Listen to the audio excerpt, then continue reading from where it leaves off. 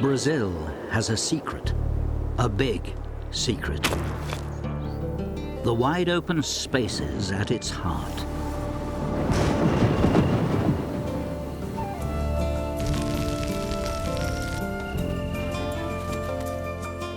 The country is best known for the rainforests of the Amazon. Yet the little-known Central Highlands are home to some of the most extraordinary animals on Earth.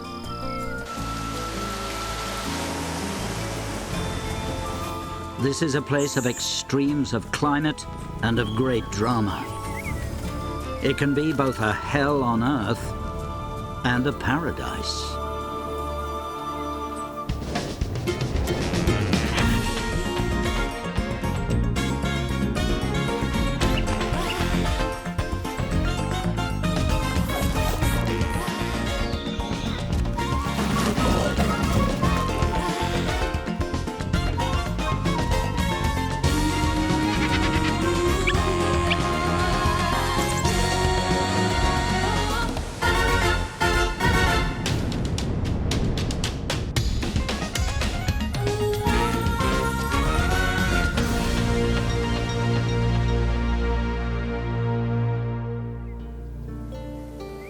The grasslands of the Central Highlands once covered over 2 million square kilometers.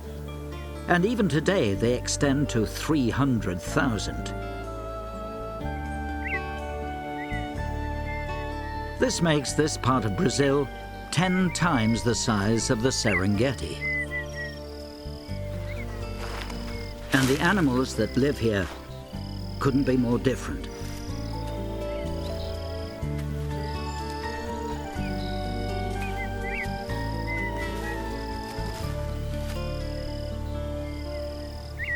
Perhaps the strangest inhabitant is the giant anteater. The anteater is a specialist, highly adapted to feeding on ants and termites. The termites are the architects of the many mounds that dot the grasslands.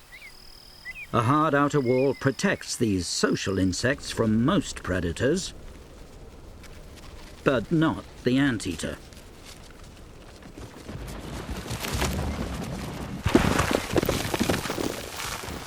It has powerful front legs armed with impressively large claws. No termite mound can resist this savage onslaught.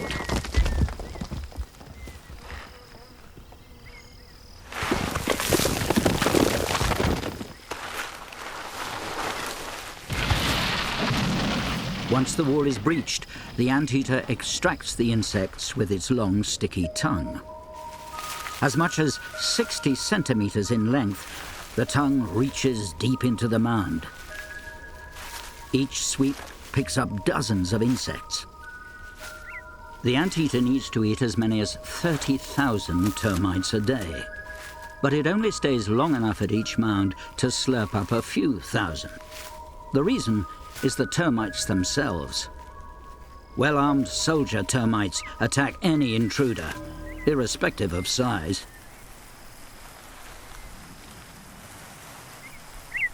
The anteater knows when it's time to leave, perhaps just by the number of termites biting its tongue. The termites rush to repair the damage. They use a mixture of mud and saliva to plug the gap in their defenses. They must work fast, for they have many enemies on the grassland, including several kinds of ants.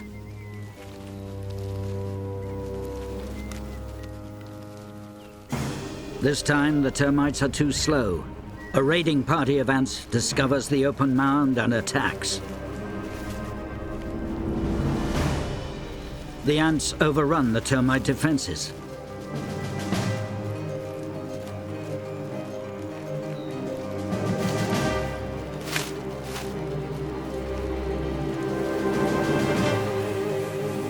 They steal the grubs and eggs.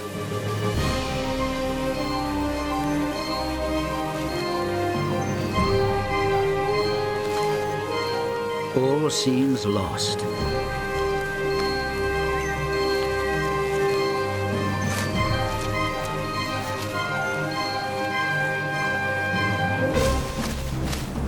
But reinforcements arrive, and the termite soldiers fight back.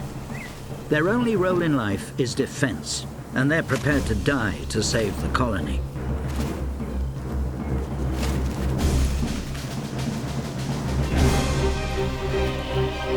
The ants retreat.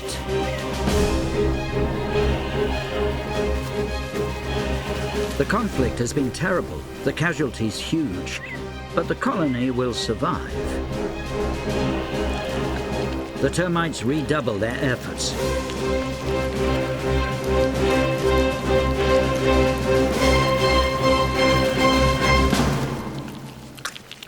At last, the mound is again intact. The anteater walks as much as 6 kilometers a day on its strange clawed feet, just to satisfy its hunger for termites. As it travels, it encounters other bizarre beasts of the grassland.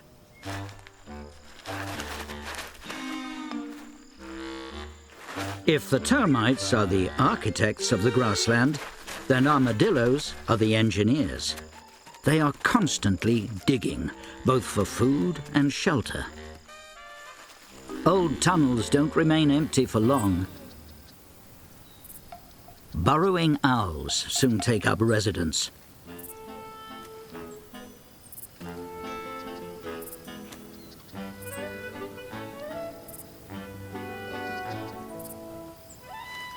A grasshopper makes a big meal for these small owls. And an owl would make a big meal for the maned wolf. It's the largest wild dog in South America, yet it spends much of its time chasing the same insects as the owls. The two insect killers keep a wary eye on each other.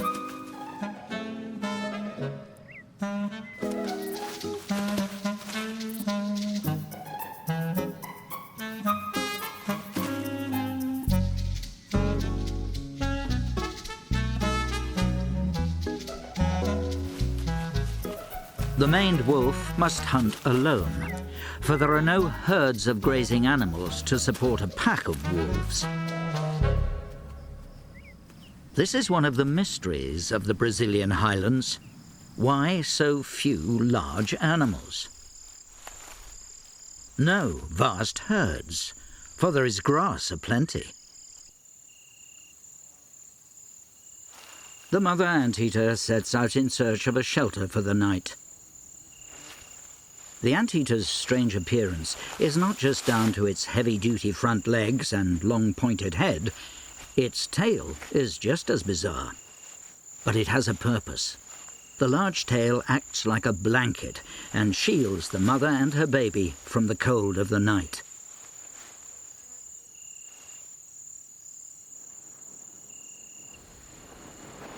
After the long walk in search of termites, the mother needs to sleep. But her baby has different ideas. She wants to play.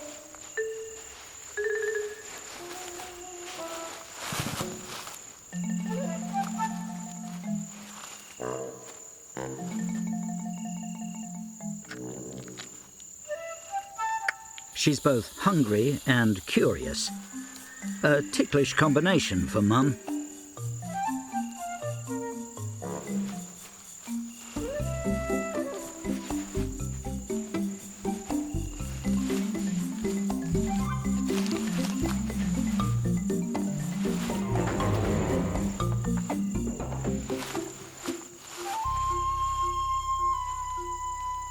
The baby has reached the dangerous age where she wants to explore.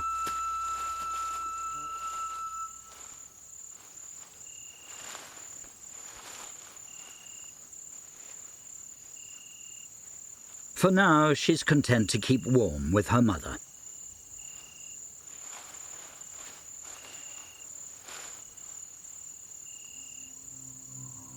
The highlands suffer from an extreme climate.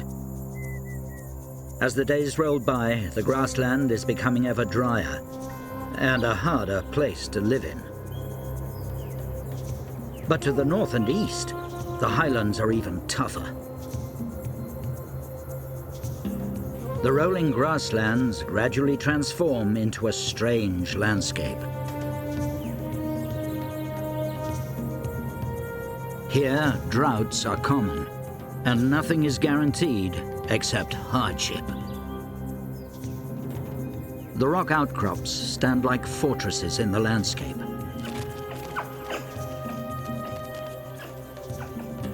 They are home to bands of capuchin monkeys.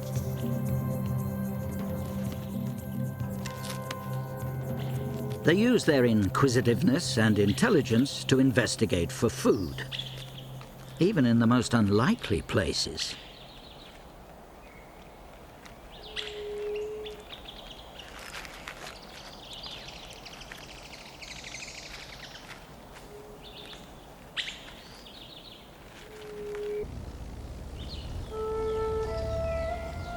For a time, hummingbirds join the monkeys in their rocky stronghold.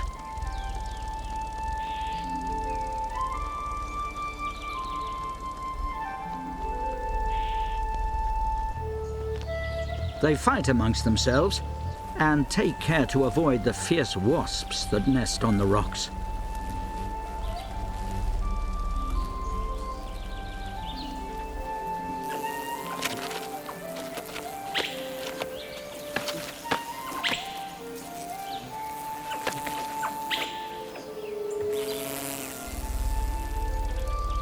And then they depart as mysteriously as they appeared, leaving the rocks to the capuchins, for this tough place is their permanent home.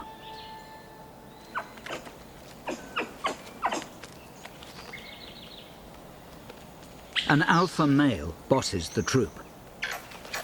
But he's not just a big bully, for he's old enough to have learned where food and water can be found in this unforgiving land.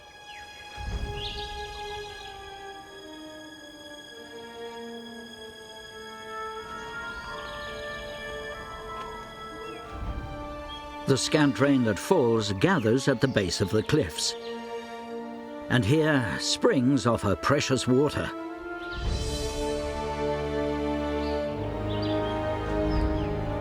Trees keep their leaves deep into the dry season.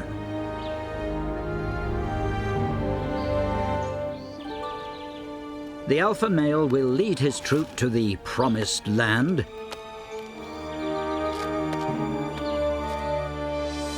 but it is no easy road.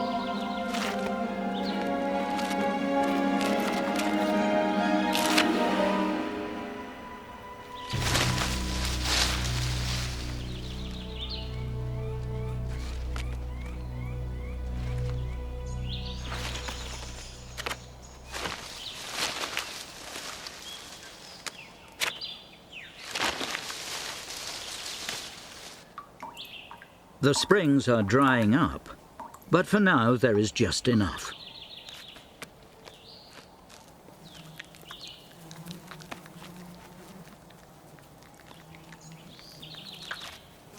And the trees still have a few fruits left.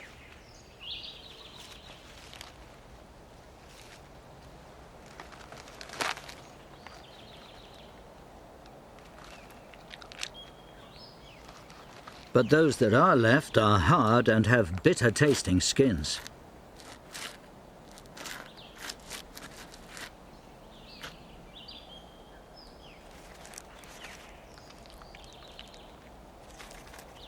Even after some food processing, the unripe fruits are hard to digest. Eat too many, and you risk terrible stomachache.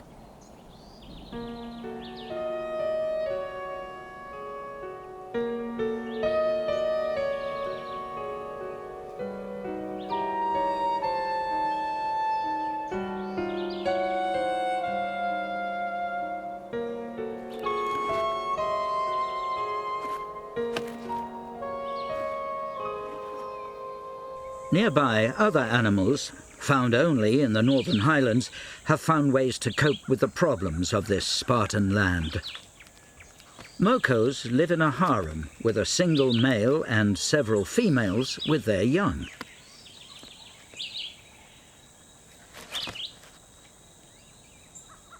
The male guards a pile of rocks and its neighboring trees. These benefit from the rainwater that the rocks funnel to their roots, so they keep their leaves long after others have lost theirs.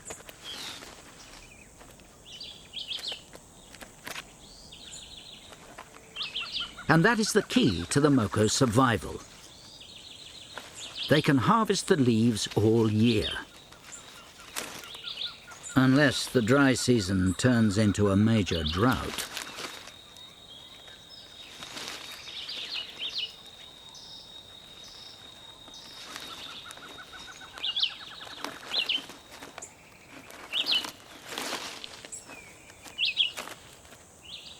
The Mokos share their rocky mound with other creatures, some as specialized to living amongst rocks as the Mokos themselves. Clefts and crevices in the rocks provide a sanctuary for the Mokos from their many predators, including boa constrictors.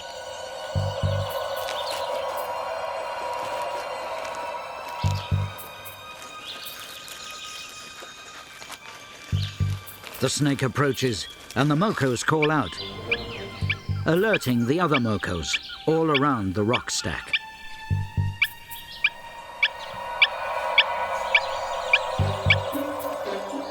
As the snake moves ever closer, the nearest Moko keeps calling, allowing the other Mokos, even those that can't see the snake, to escape.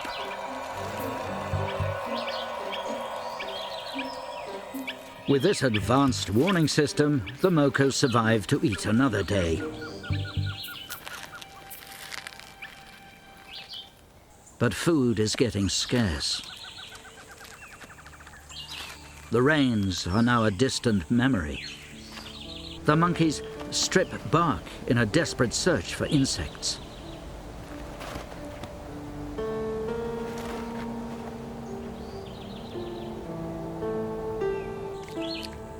The Mokos eat the few remaining leaves.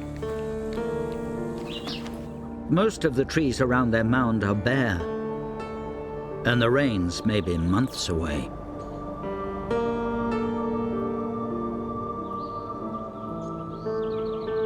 On the grassland, too, the dry season is biting hard.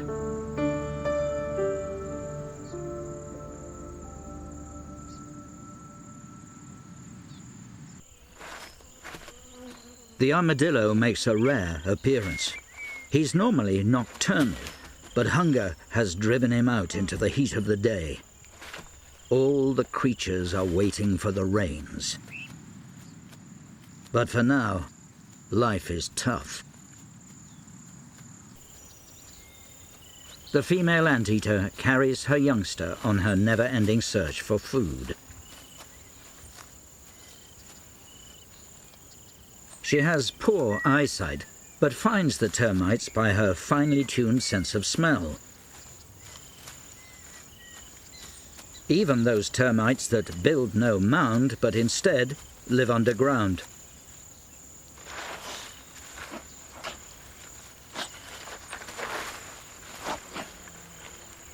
After a few licks, it's time to move on.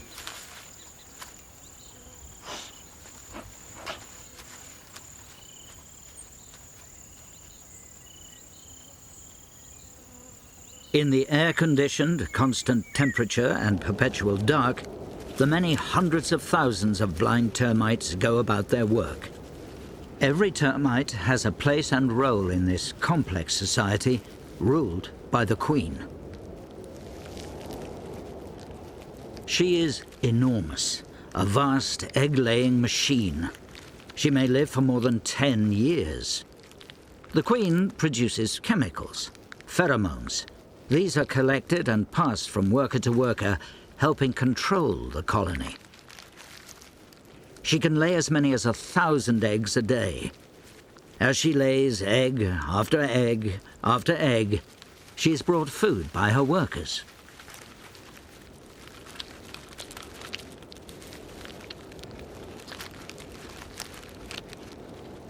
The eggs are taken to special chambers and cared for by the workers.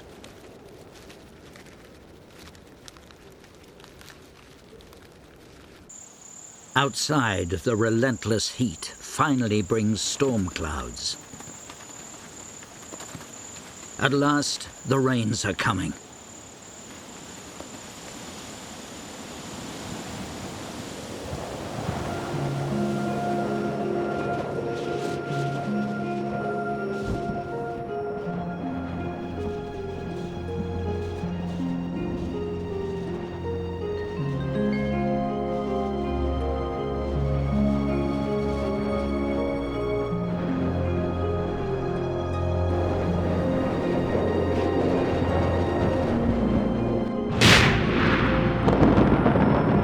But instead of rain, the lightning triggers fires.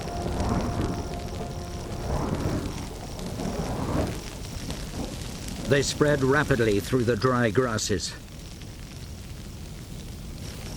The termites are safe in their air-conditioned mound, insulated by the mud wall.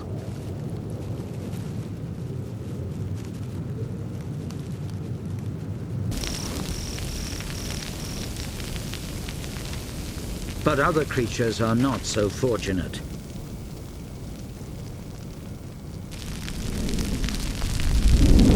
An owl is out of harm's way in an old armadillo burrow.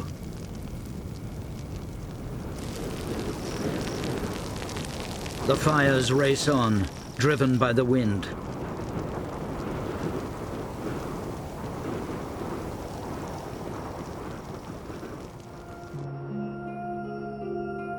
The morning light reveals a scene of devastation.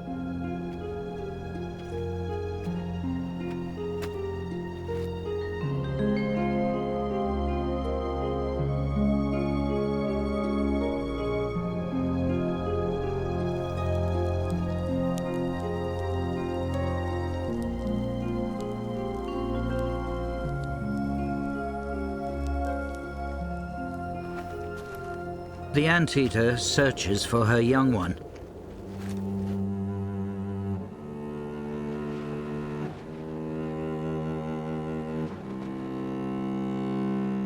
The baby is dead, the victim of the storm and wind-fed fires.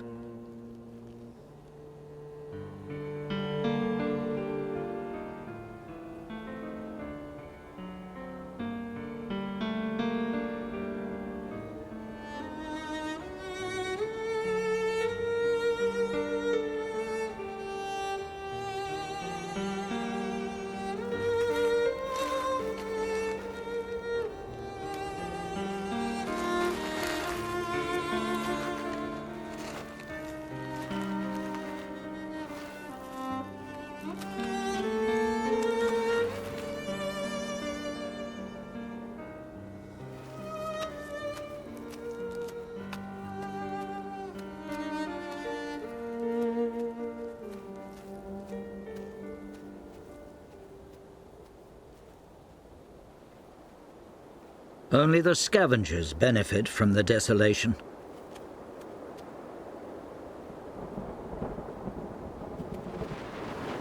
Another storm, but this time it brings long-awaited rain.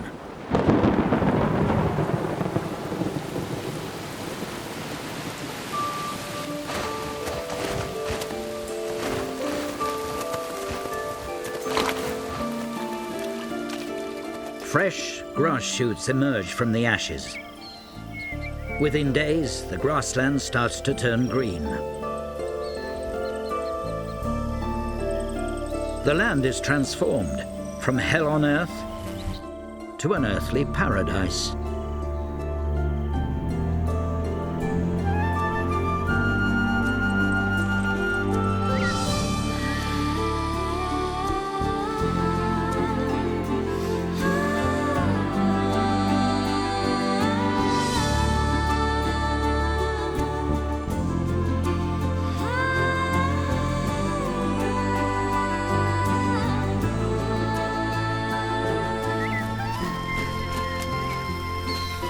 Plants grow rapidly, and the lush vegetation feeds a myriad of bugs.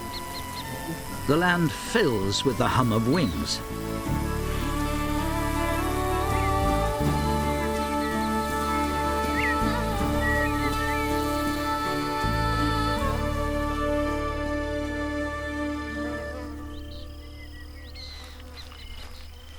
There is fresh grass to eat and clean water to drink. There's even enough for a bath.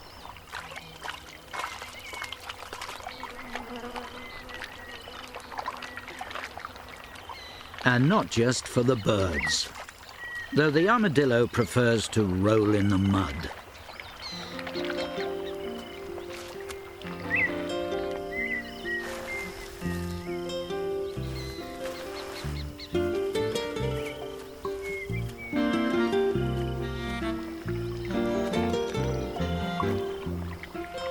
An anteater washes away the smoke and soot of past fires.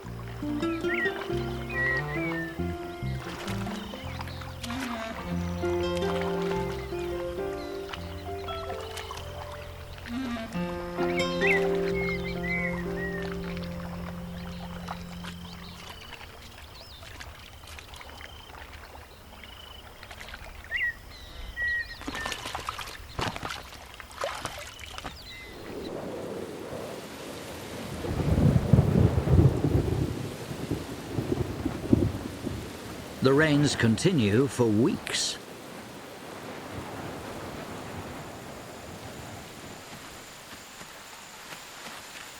And even paradise becomes a little soggy.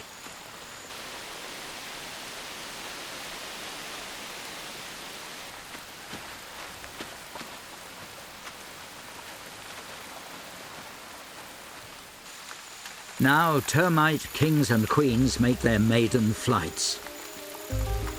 They've waited for the rains to soften the soil before they mate and found new colonies underground.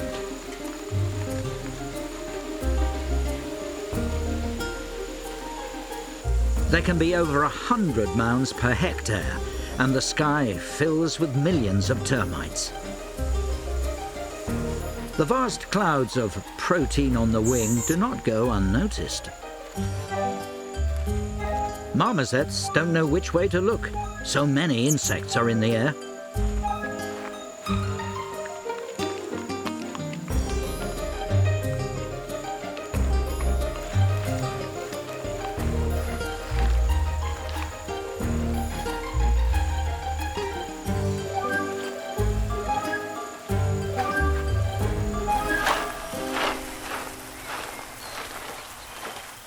Anteaters make the most of this brief moment of abundance and gorge on the winged termites.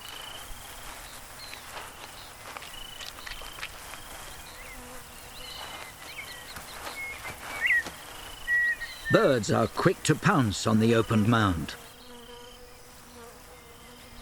It's in this time of plenty that the armadillos become frisky.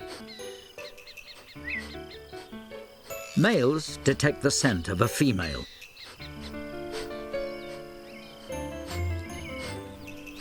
The air is full of the aroma of armadillos.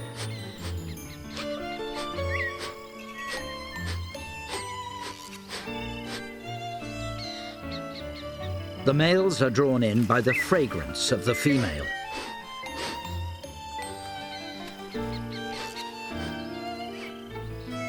One seizes the moment and goes a-courting.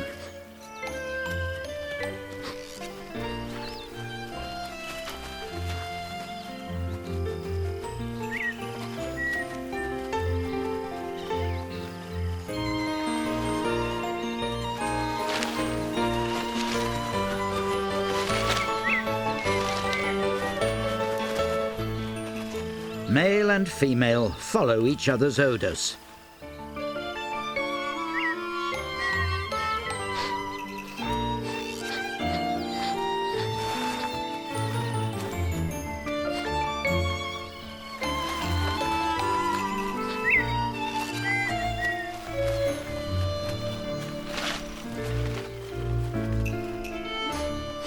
The smell of success. An unrequited onlooker can only hope for better luck next time.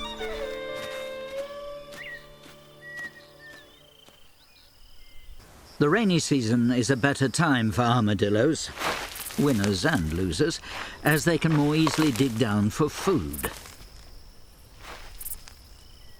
Burrowing owl chicks have emerged above ground. They quickly learn how to hunt insects.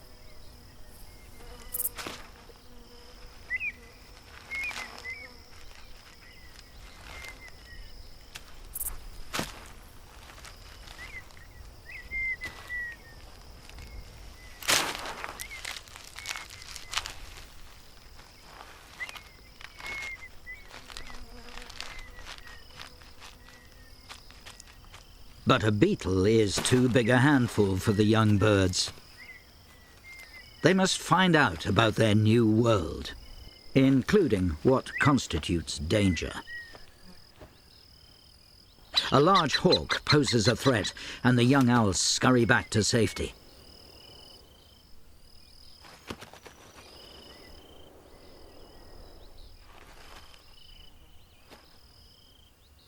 The juvenile owls aren't the only youngsters out and about.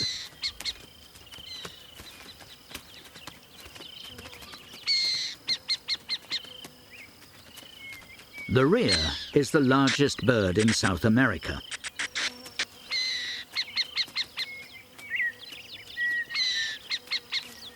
It's the male rhea that keeps a nervous eye out for his young charges. The grasslands are at their most verdant. The mystery remains as to why no large herds of antelope graze on these plains.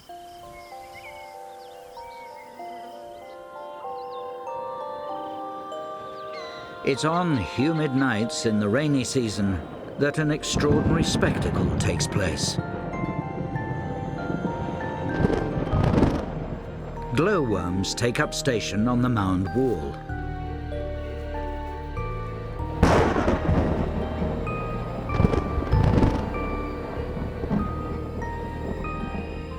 They have lived inside the mound with the termites.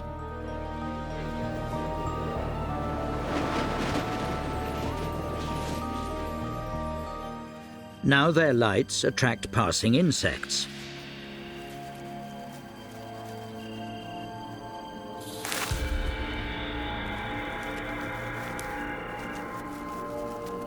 The glowworm's lights are not to guide, but to lure.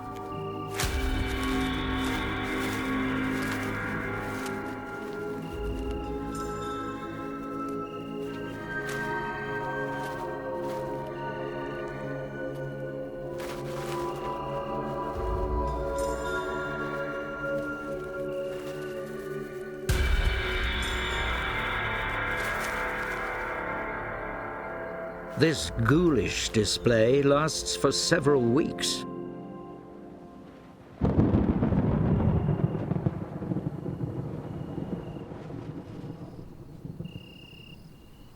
The glow of another killer, but one of a very different nature, and hunting a very different prey. Maned wolves are now active in the night, their preferred time. The wolf has the scent of food, but it's not insects. It's a fruit.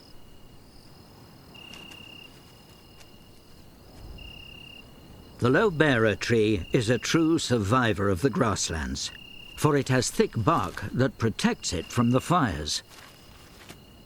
It produces large fruits that the maned wolf eats, and in doing so, spreads its seeds.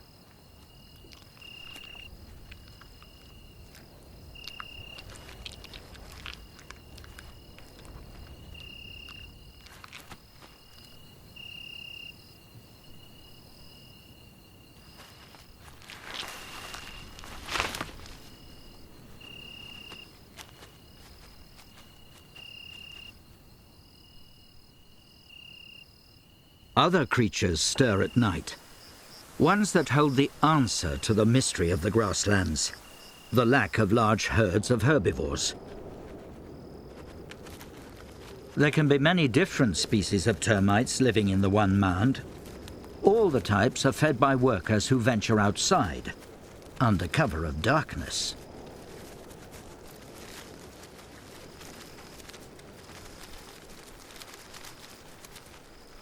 The different species work in diverse ways. Some build covered trails, others travel underground. They have evolved to feed on poor quality food, living in dead grasses, wood, and the roots of plants.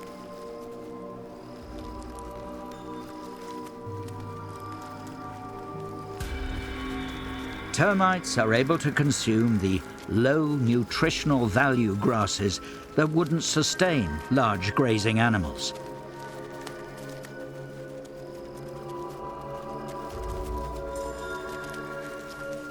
This is the secret to the empty grasslands.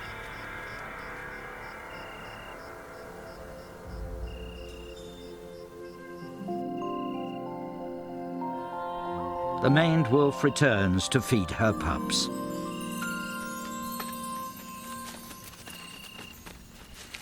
The young still depend on food brought back by the parents.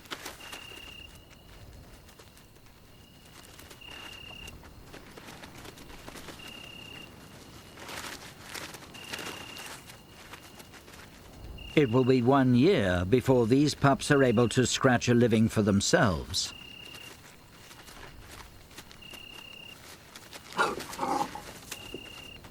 Soon, this time of plenty will be over, and the young animals will face the dry season for the first time. But however harsh life becomes here, it is nothing compared to the conditions in the north.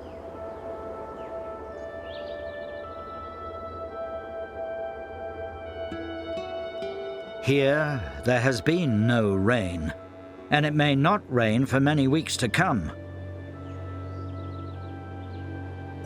Each day just brings more suffering. The sun heats up the rocks to 50 degrees centigrade. Most of the trees have long shed their leaves in an attempt to survive the increasing drought. For the young monkeys in the troop, even the trees at the base of the cliffs, those that have leaves, offer no food. All the usual cupboards are bare.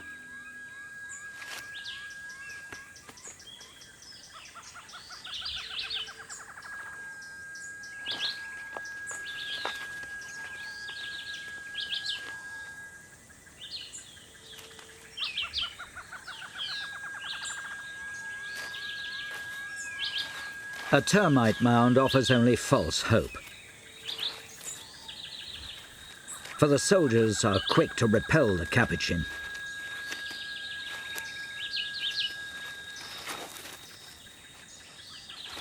All he receives for his efforts are bites.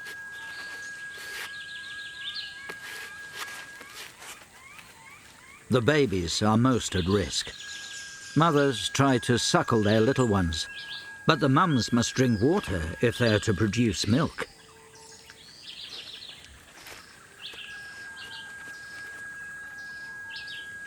Water is an even greater concern than food. The springs at the base of the cliff dried up long ago. It is the capuchin's group memory that holds the secret to surviving the hardest of times. The troop are forced to travel far from their fortress in their desperate search for water.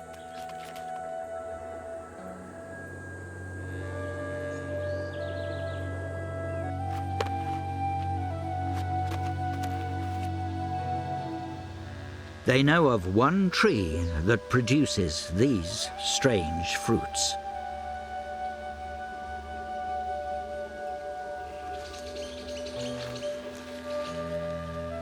The monkeys don't eat the fruits, but bite a hole in them and then drink the precious liquid inside.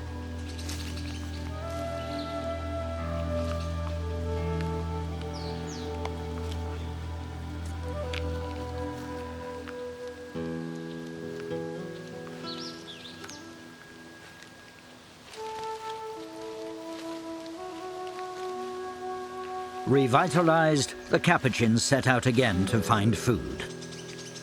An old wasp nest might harbor a grub or two.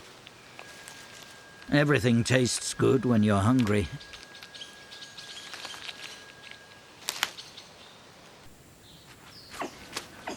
Even in the hardest of times, there is a rich source of food for the capuchin monkeys: palm nuts.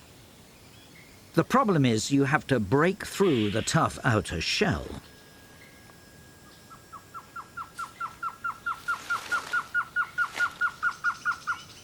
The young monkeys know the principles, but they haven't quite mastered the technique.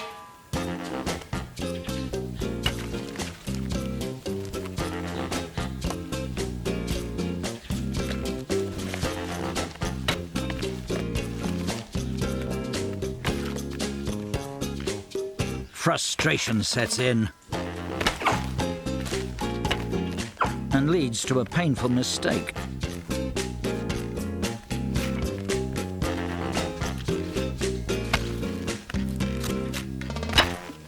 The young monkeys learn by their mistakes and by watching the older males at work. First lesson, you need to test the rock to see if it's strong enough for the job.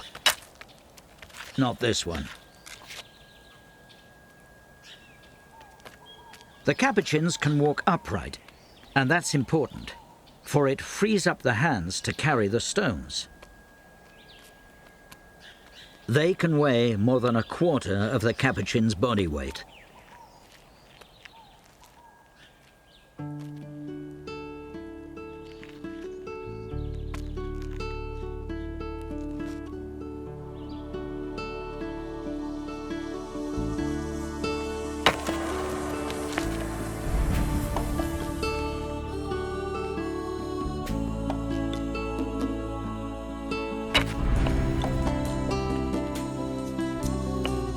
It may take more than 10 attempts before the nut cracks.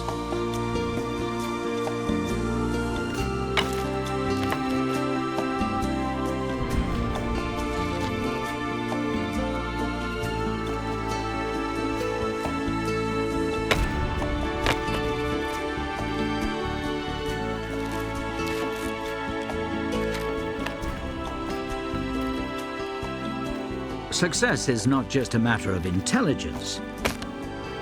For the larger the monkey, the heavier the stone it can lift.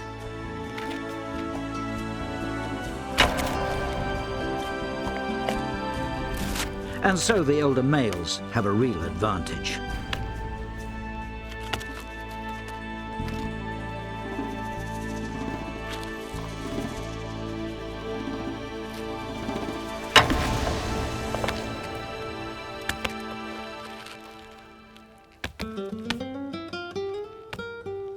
Success at last.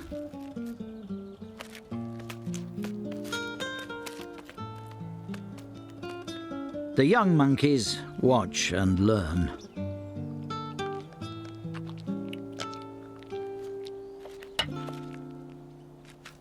The capuchins, with their quick wits, have found a way to live in this hard place, even during the deepest drought. After many months of searing heat, the land looks completely lifeless. The trees resemble nothing more than dead sticks. The mokos are starving. They have stripped their trees of leaves.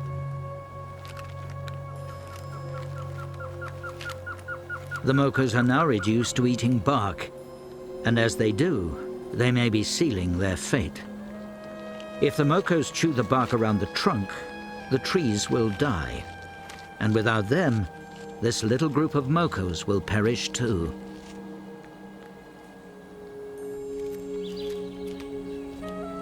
The creatures of the northern highlands are able to endure great hardships. But unless the rains arrive soon, there will be more deaths.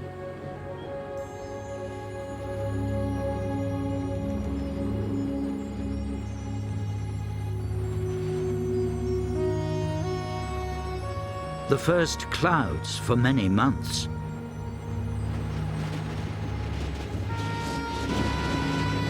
The morning brings more hope.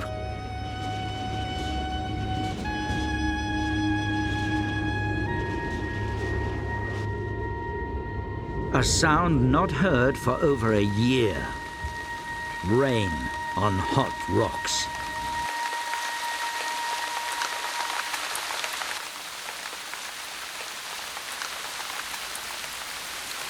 Is it too late for the Mokos? The water tumbles off the cliffs and down to the dry plains.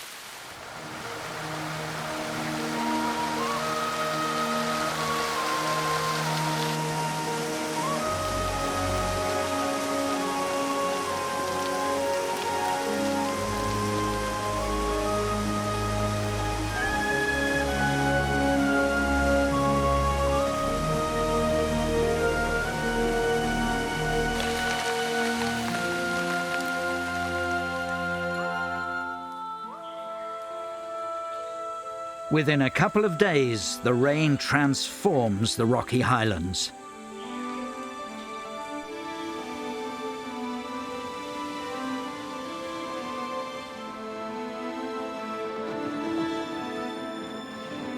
For a few months, this will be a generous land.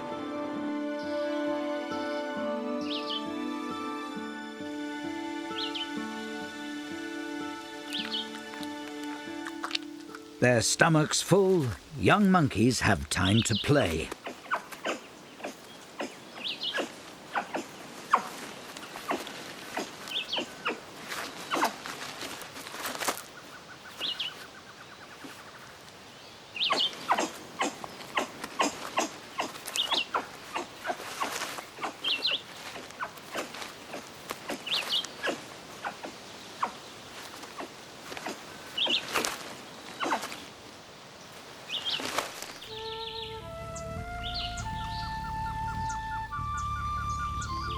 The hummingbirds reappear.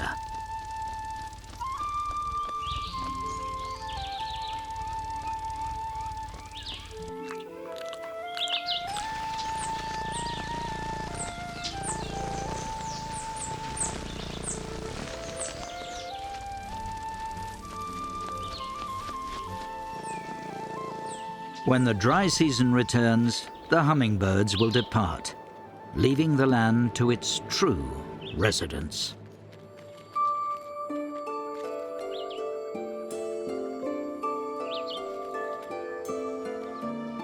The highlands of Brazil are harsh and little-known lands that have forged strange animals with bizarre adaptations and clever ways of making a living.